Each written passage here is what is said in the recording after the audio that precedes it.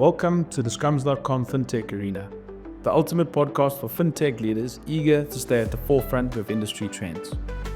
In each 30-minute episode, we will engage with prominent figures from well-established FinTech companies to uncover a little about their strategies for innovation, growth, and navigating the challenges in the ever-evolving financial technology landscape.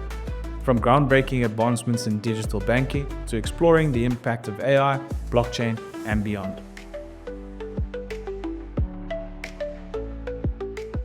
Today we're excited to host Jamie Chennells as well as David Pugh. Just a quick introduction about the two. First and foremost, Dave's a seasoned digital marketer. He's renowned for his innovative and creative approach in crafting and implementing robust marketing strategies. He currently serves as the digital growth exec at RCL as well as the head of RCL Foods' internal digital innovation hub. He is also the creator of Pets24, which today is, of course, the most important title for today's topic. We also have Jamie, who is an expert and innovator in the fintech and technology sectors. He currently serves as the CRO at Scrums.com, as well as an advisor into the Pets24 team. He has experience in founding US startups and is probably most notably well known as the co-founder of Scrums.com, which is Africa's premium AI software development company. Gentlemen, excited to have you guys on board. Welcome to the Scrums.com FinTech Arena. Yeah, thanks for having us. I was quite excited. I've actually never had a bio read out before. It sounded a lot more impressive than I think what I actually do every day. This is me. It's taken. Yes, please. I'm going to write that one down. Yeah, taken straight from LinkedIn, man, Dave.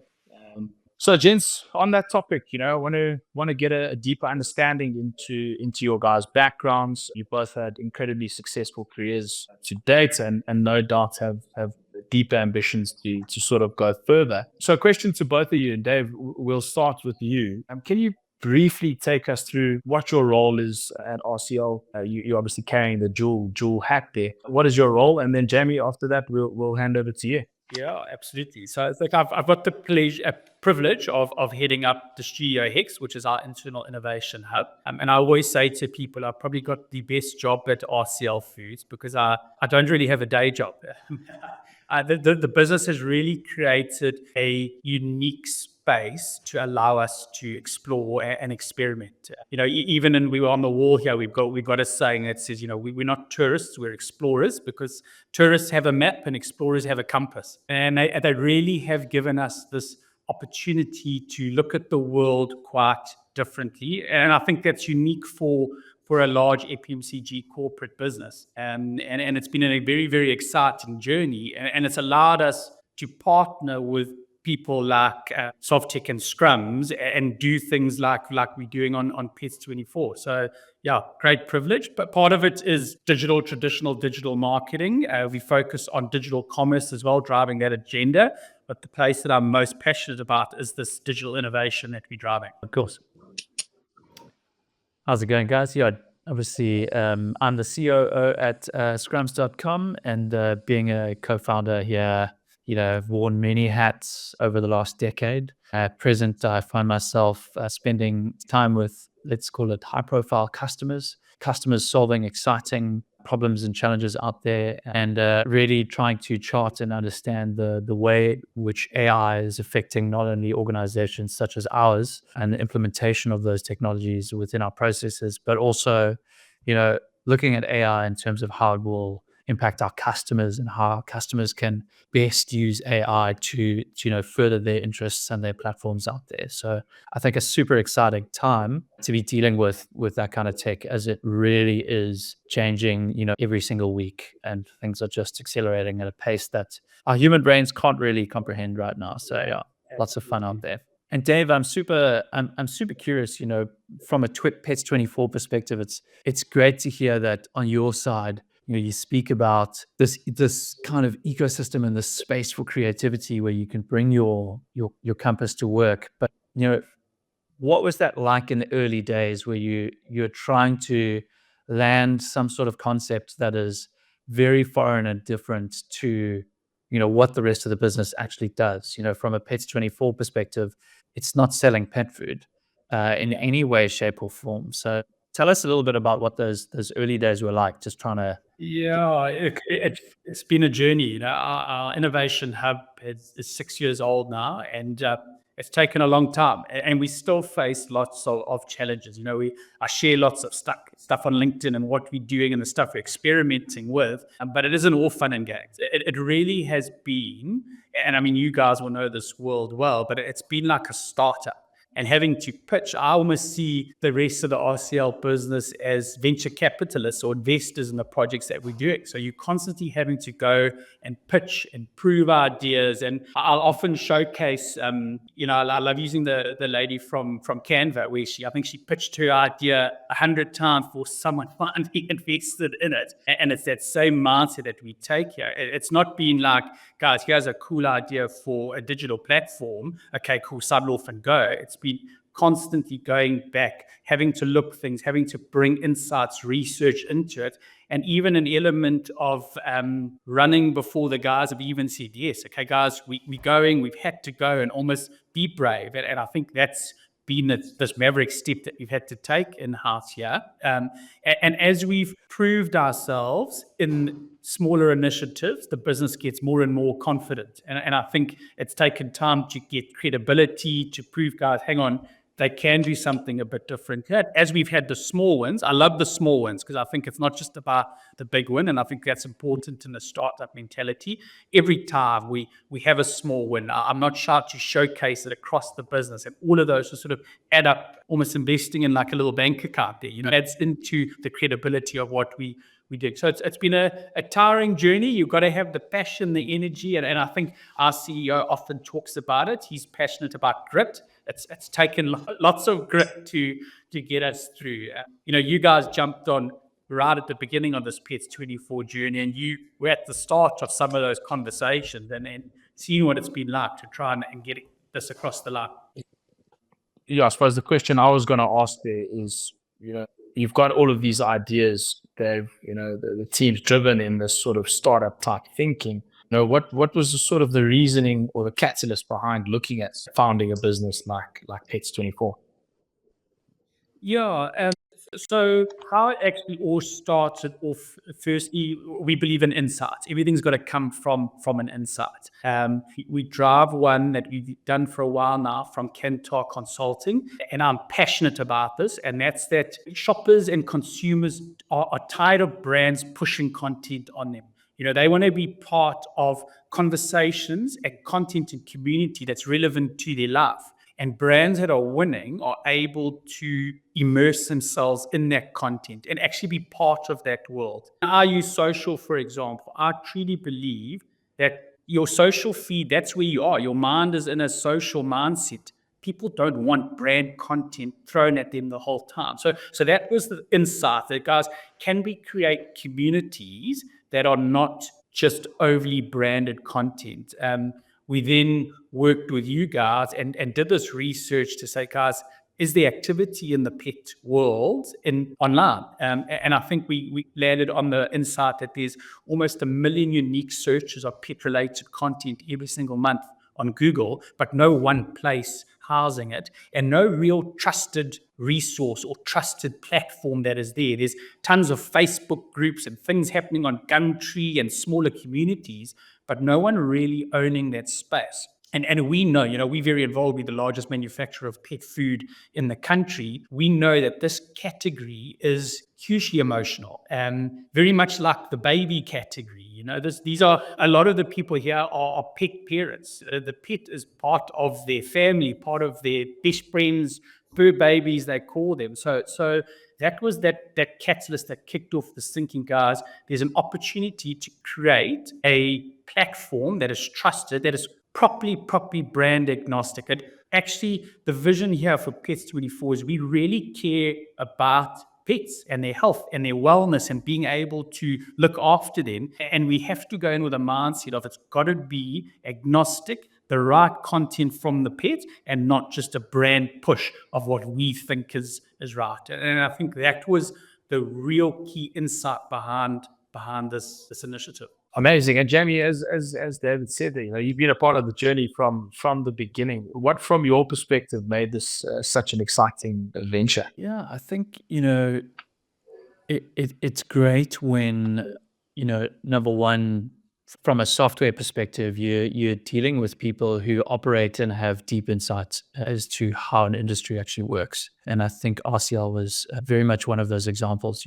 We don't know much about the pet world as Scrums.com. Some of us have dogs and cats. I think ironically, this lined up quite nicely with my journey in getting my first dog. So, really putting the user hat on and being able to put yourself in the seat of the user was a lot easier. But I really think having a good operator and somebody with deep insights into the industry, but also, as Dave mentioned, being able to see the opportunity there available for the taking, and also knowing that nobody else was really doing it. So, the potential of having that first mover advantage in our space, I think, to me, was one of the most exciting things, because it was, it's that adrenaline kick of, we're going to be the first. There's going to be some people following us at some point, but you're kind of leading the race, and you're sprinting those first couple of 100 meters, knowing that there's nobody else there. So I think, for me, getting out first and being first into the market was probably the most exciting part. But also knowing that, you're not quite sure if you're running in the right direction, or how fast the other runners are going to be, or when they're going to start the race. And I suppose, in our world, how much dry powder and how much capital everybody else is going to be throwing into the ring. Yeah.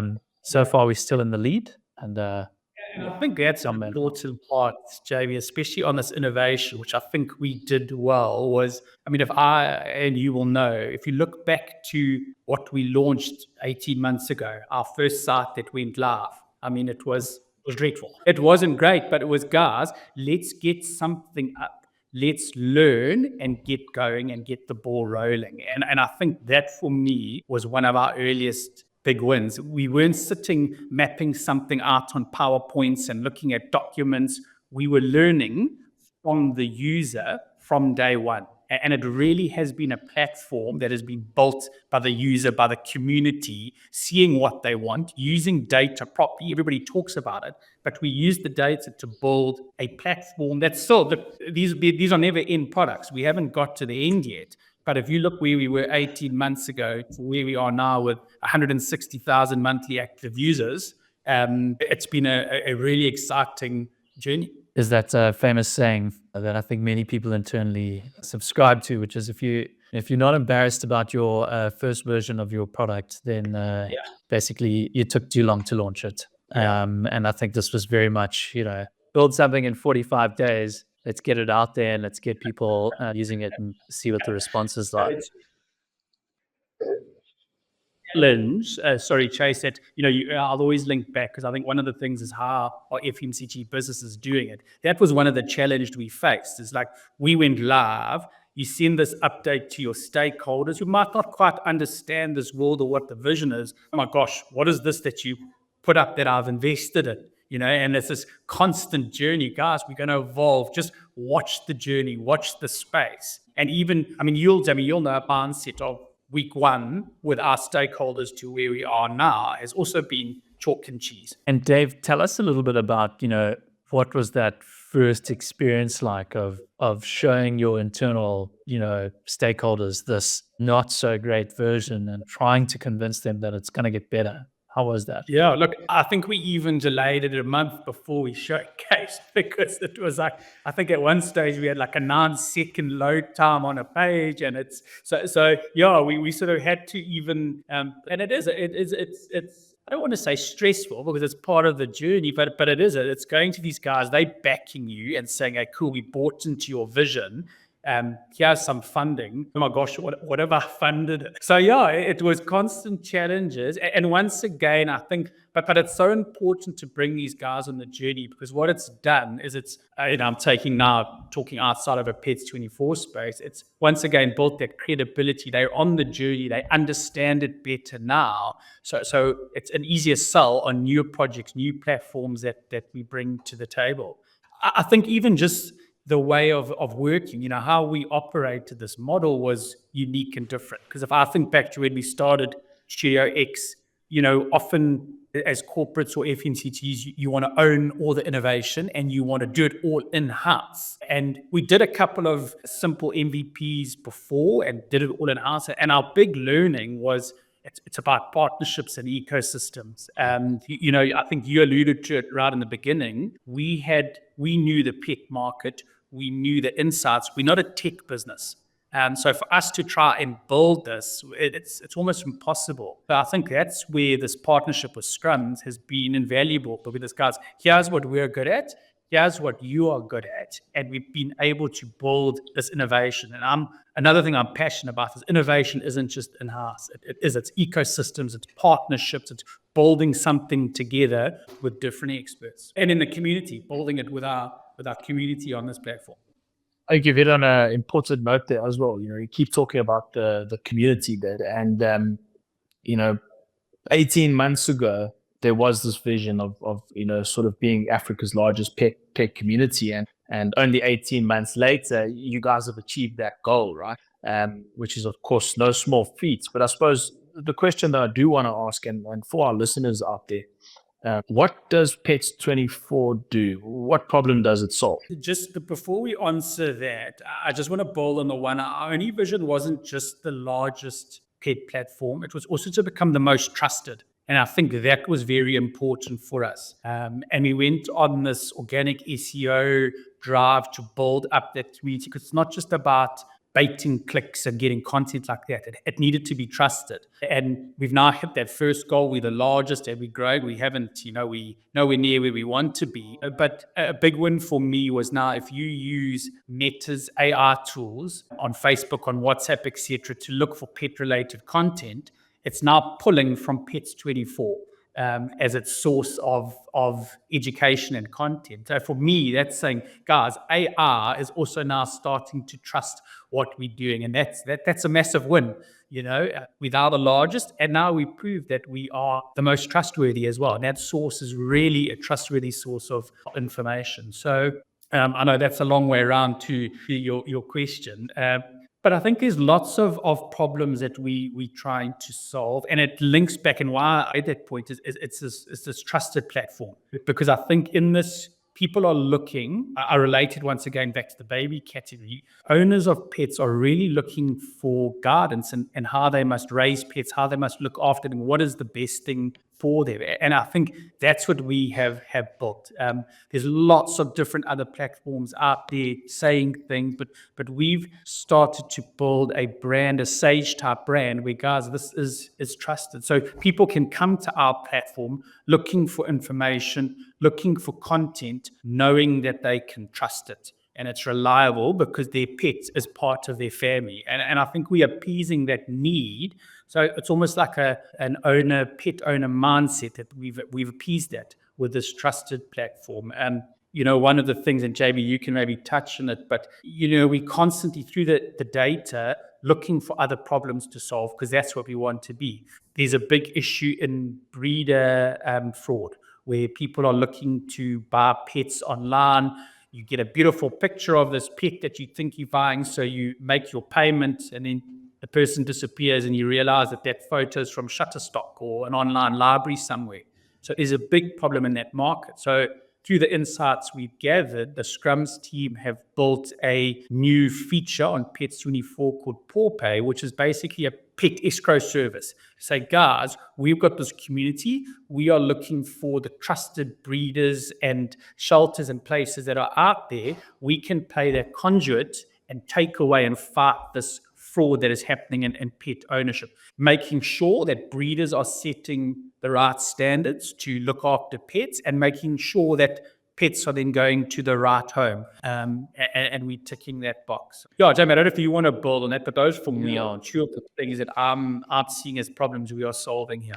No, it's super exciting. And I think that's where, the compass mindset comes into play, and that we really don't know what we're going to find out there. And PawPay is a direct response to some of the data in the market telling us that, for anybody who is, particularly in the less formal breeder world out there buying a dog, a puppy in particular, you've got more than a 50% chance of being involved in a puppy breeder scam, which is a staggering A, amount of fraud, but B, chance of losing. And I've seen it myself in terms of, I have 2 dogs. In both purchases and looking for a particular breed, the first time was a scam.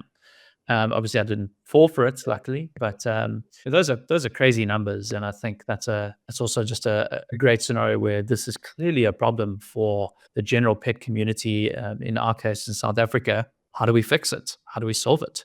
And there are actually some simple answers out there. So naturally, we've launched a feature which we hope will solve this, which we built very quickly. I think start to finish was within the month. Yeah, away we go. And of course, we're a little bit embarrassed about how it works on the back end, but we'll see if it works, and we'll start to improve day by day. That 1% better every single day is the mindset of the team. So if we've got interest and we've got volume, we'll make it better. And Chase, our community is not just pet owners.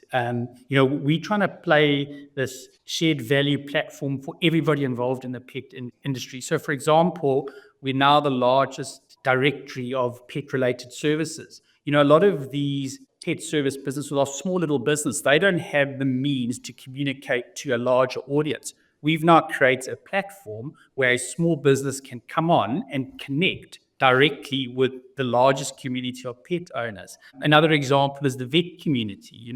People aren't aware of what it actually costs to look after a pet and make sure that they're looked after well. We are driving and educating to send traffic to the vet stores because, guys, that's important for the well-being and the business for what they are also trying to achieve. So, as I say, it's not just, and then there's brands, there's pet food brands, etc. There's this whole pet community where I think we're adding value across all of it, not just the owner, but across everybody involved in the pet community. And that's our goal. Awesome. And you touched on something earlier, and I think it's for most of the listeners a big buzzword, right? And that's AI. We know and have read and understand, its capabilities. But I suppose what I want to ask is, how are you guys looking to do it? And Jamie, maybe this is a question for you. You guys have gathered a lot of data. Are you using AI, and how can you utilize it to create a competitive edge in such a fast-paced industry? I mean, I'd love to hear Dave's opinion as well, but I think if I can just frame it and almost build on from what you said previously is, in today's world, it's very easy for, big, large corporates and the like to kind of steamroll the smaller players in any ecosystem. And I think the pet world and the world of vets is interesting in this, with this frame. Traditionally, many people used to buy most of their pet products from vets. Now that's not necessarily the case. It's happening online. It's happening in some of your bigger retailers, and that is a threat to vets across the country. And I think, we certainly see AI from a Pets24 perspective as something we can use to strengthen and improve the community. And so, in our case, I think a good example is, we've got an AI vet on our platform. But the idea there is it's not necessarily to replace vets. In fact, it's to draw people in to provide instant veterinary equivalent advice. Obviously not ever as good as a vet, but at the same time also point people in the direction of the closest and most reliable vets out there, being all of the vets that are listed on our platform, which is over 1,000 vets across the country. And if we can help users find better vets close to them, geographically relevant results, I think we're doing a really good job out there. And so, as AI continues within our world, we're looking to see how we can use it to better support the broader community and assist, in retaining and keeping all of those pet businesses, be it small or big, which I think it's going to be hard, but it's a challenge we're up for. At the end of the day, we've spoken a lot about Pets24 being very community minded. A lot of the decisions are made with that community lens of how can we provide value to the community and the greatest number of people and role players within our community. But Dave, maybe over to you and to share if you see it differently or what other angles. I love hearing you talk about that because I'm fully aligned. My definition for AI is added intelligence. Because I think a lot of people look at it, oh my gosh, AI is going to replace jobs and do this and that. And I'm saying, guys, no, it actually adds to your life, adds to value in what you're trying to do. It makes it easier and faster. AI is going to replace tasks and not people. And to build on what you mentioned about our AI vet, that's not there to replace the vet. That's actually to guide people to the vet. What we don't want people doing is just Dr. Google sitting on Googling and there's hundreds of different articles and, oh my gosh, now I've solved this myself. As a trusted platform, AI can just consolidate it, get you and say, guys, you need to get to a vet because you've got these issues. So our belief is that we're going to use AI and our AI vet to build the vets and to help them in this journey. And that's why, for me, it's added intelligence. And the more we can use that across this platform to bring to this community, the better. Amazing. There's definitely some common themes coming along here, right? So most certainly looking at being the most trusted platform. AI is not a replacement. It's what's actually added intelligence. Definitely like that one, David. I'm going to put that in my next vocab. We've spoken, through some of the products that you guys have launched, Dave. Every business needs to look into the future, right? And I think my question is, what are some of the trends that you see that could potentially lead to what's next for Pets24?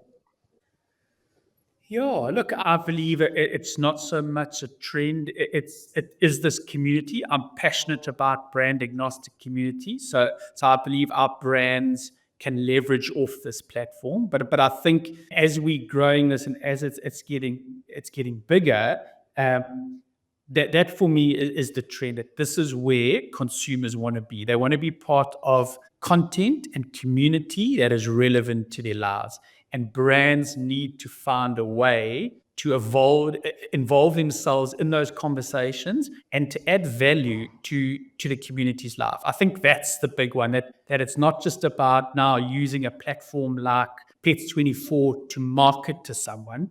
It's using a platform like Pets24 as a brand. How do you add value to that community and to that owner's life through these platforms? So that for me is this big change that I'm seeing from a marketing perspective. And Dave, adding value obviously is a very, for big brands is a very valiant, kind of trajectory and direction to take. How do you go about, again, handling those internal stakeholders in terms of because it can be quite hard to trace that value back to the value for you as the big brand that's spending the money on it.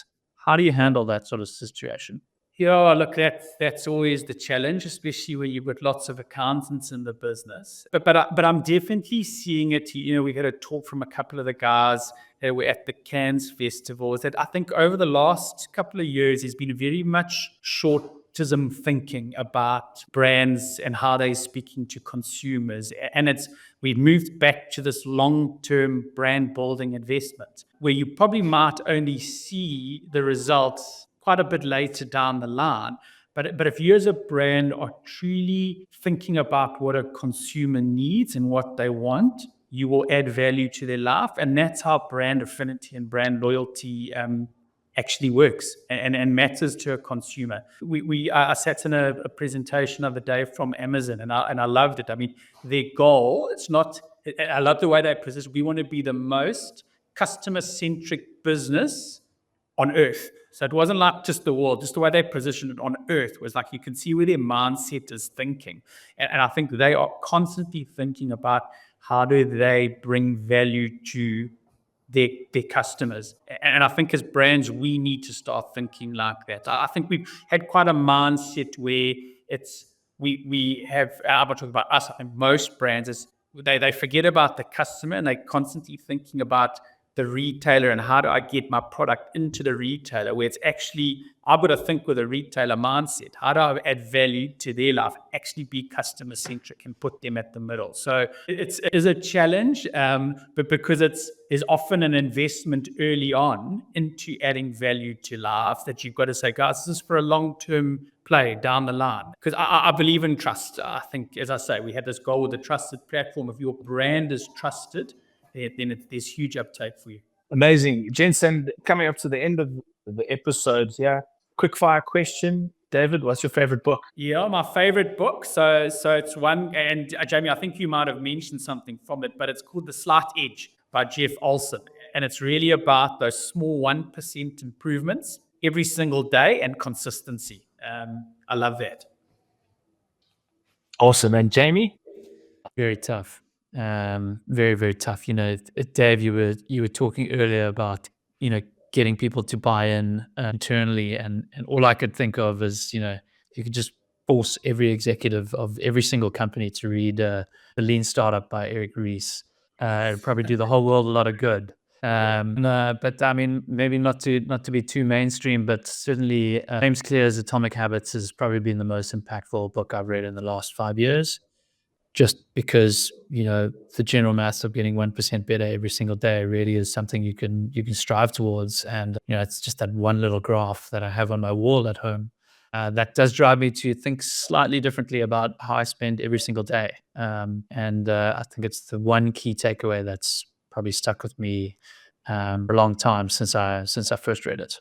Yeah, I think that's why we're in sync often, Jamie, because I've read both, and Atomic Edge and Slight Edge are very similar. It's the same sort of thinking and mindset. So, Who wrote it first? Who wrote it first? Exactly. All right, guys. Well, thank you so much. A special thank you to David, Jamie. Thank you so much for joining us on the Scrums.com FinTech arena. To the listeners out there, don't forget to go and visit the Pets24.co.za website. And I'm sure if you want to have deeper conversations with either of these gentlemen, please reach out to us at the Scrums.com FinTech arena. But other than that, looking forward to seeing you in the next episode. Chat soon. If you found today's conversation valuable and you want to stay ahead of the trends by subscribing to our podcast, then join us next time as we continue to uncover the stories and strategies behind the world's top fintech leaders. Until then, keep innovating. And remember that the future of finance is just a conversation away. Thank you for listening.